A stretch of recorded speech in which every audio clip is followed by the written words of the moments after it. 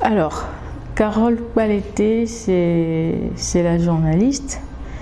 Carole Palété, c'est la femme. Donc, Carole Palété est journaliste présentatrice à la télévision New World. C'est aussi une maman de 2 enfants notamment. Voilà ce que je peux dire sur Carole Palété.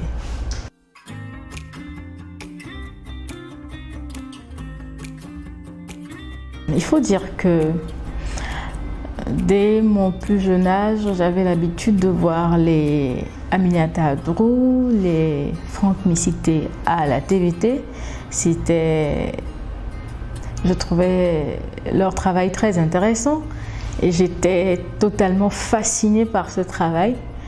Il y avait à l'échelle internationale les Delaos, les David Pujadas qui me fascinaient totalement. Et je me disais, si je ne deviens pas journaliste, je vais devenir hôtesse de l'air.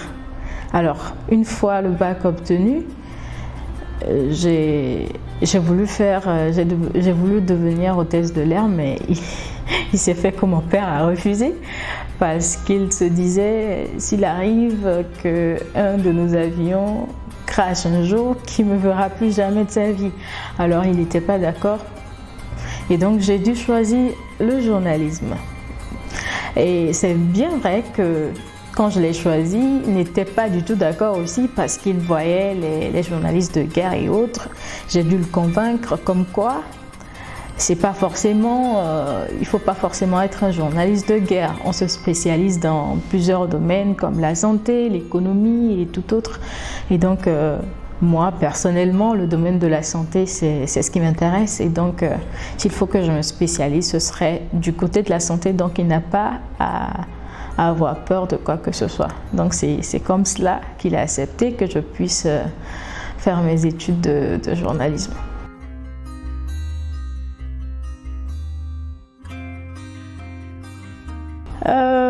Aujourd'hui, je peux dire que ça fait déjà 8 ans que je suis dans le métier. 8 petites années que je suis dans le métier. Et j'ai commencé à la télévision TV7. Et si aujourd'hui, Carole est journaliste aujourd'hui, si Carole est ce qu'elle est aujourd'hui en tant que journaliste, c'est grâce à la télévision TV7 parce que j'ai été formée par la télévision TV7. Pourquoi? Parce que c'est bien vrai, j'ai été à l'école, on nous a formés à l'école, mais en ce qui concerne la pratique, c'est à la TV7 que j'ai été formée à la pratique. C'est là que j'ai eu les bases de ce qu'on appelle le journalisme.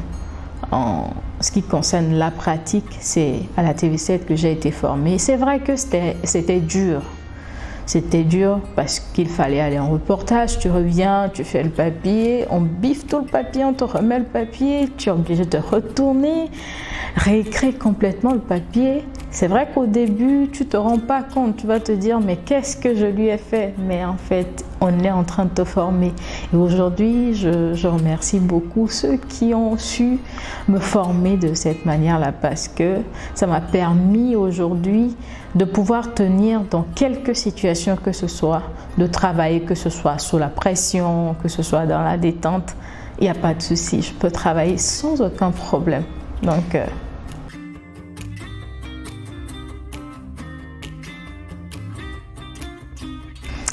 le parcours, qu'est-ce que je peux dire?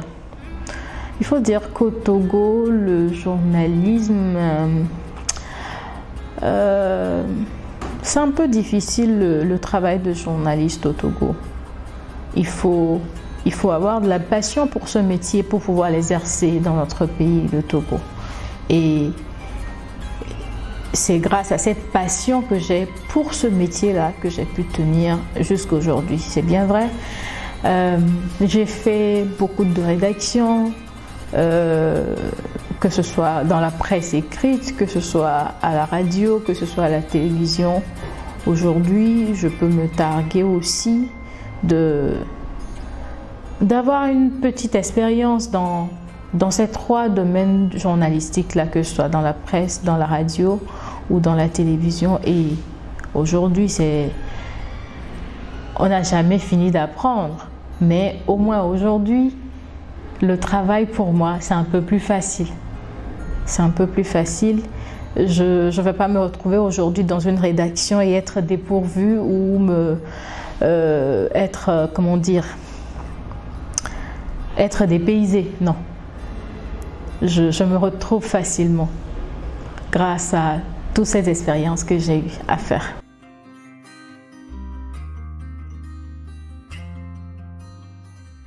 Ah oui, surtout sur le plan international.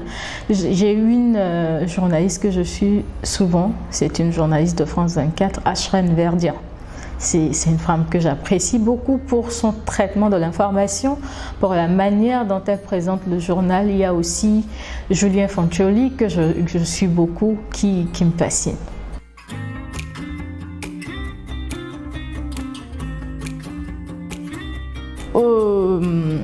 En bûche, il faut d'abord relever que, je l'avais dit avant, si vous n'avez pas la passion pour ce métier, vous ne pouvez pas évoluer facilement dans ce métier.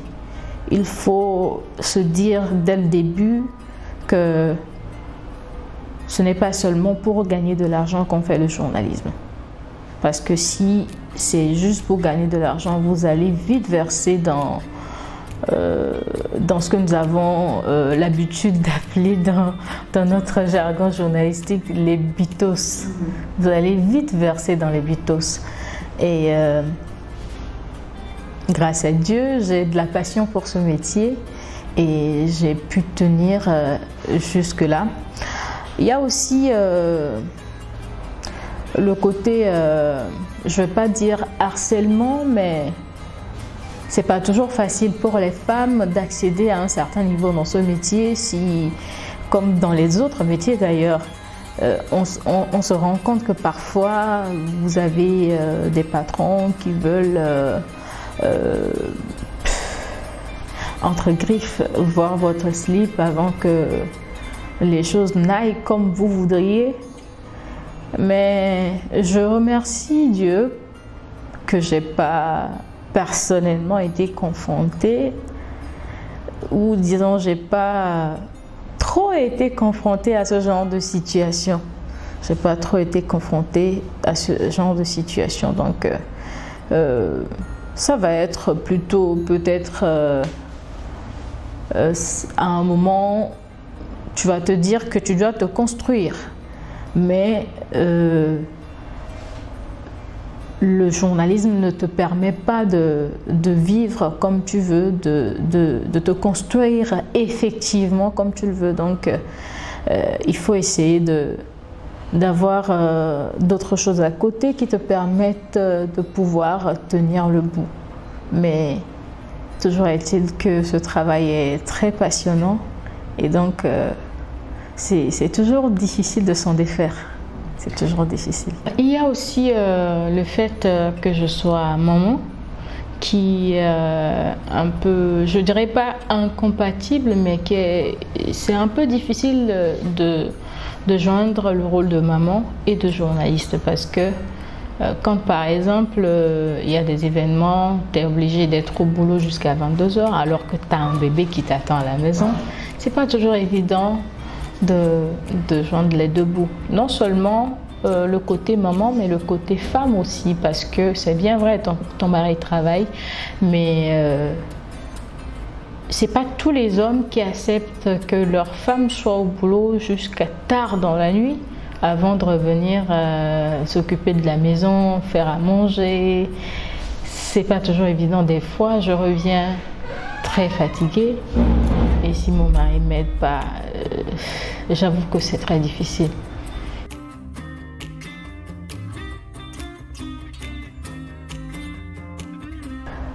Au Togo, malheureusement,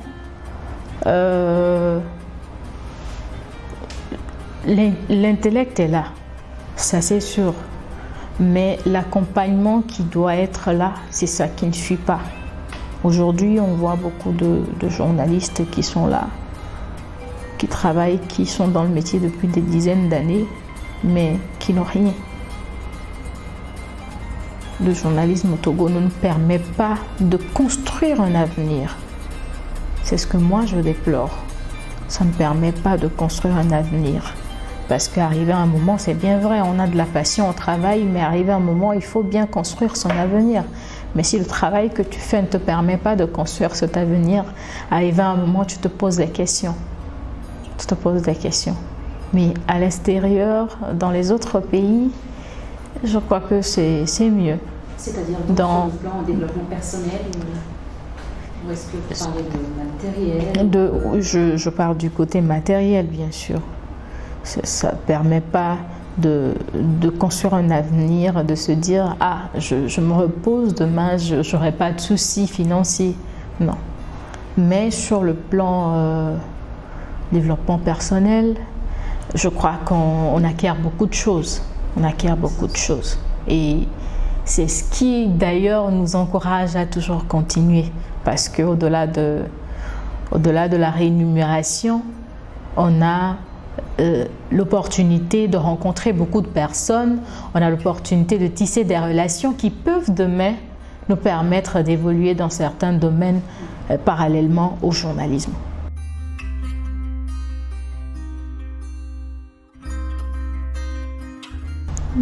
Ce que je peux dire, c'est que des fois, vous vous retrouvez dans la rue et quelqu'un vous salue, vous dit « Ah, bonjour madame !» Et après, vous vous rendez compte en fait que c'est parce qu'il vous a vu à la télévision qu'il a été aussi poli que ça. C'est vrai que c'est assez gratifiant. Ça vous permet de savoir que vous faites quand même du bon travail. Ça vous permet de savoir que vous faites du bon travail. C'est comme la dernière fois, j'étais à une formation, un monsieur de la HAC m'avait vu, il ne se retrouvait pas en fait. C'est après, quand il s'est souvenu, il m'a dit « Ah voilà, madame, je me souviens maintenant, c'est à la télévision New World que je vous vois, ah, bonjour !» C'est assez gratifiant d'avoir ce genre de réaction des fois. C'est gratifiant.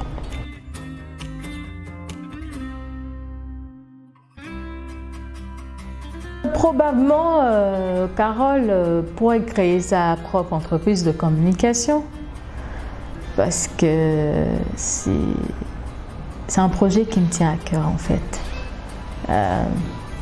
Pour pouvoir aider ne serait-ce que les frères et sœurs qui veulent se verser dans le métier, les avertir par rapport aux risques du métier, les avertir et aussi les aider à pouvoir bien se lancer dans le métier pour ne pas être déçus après.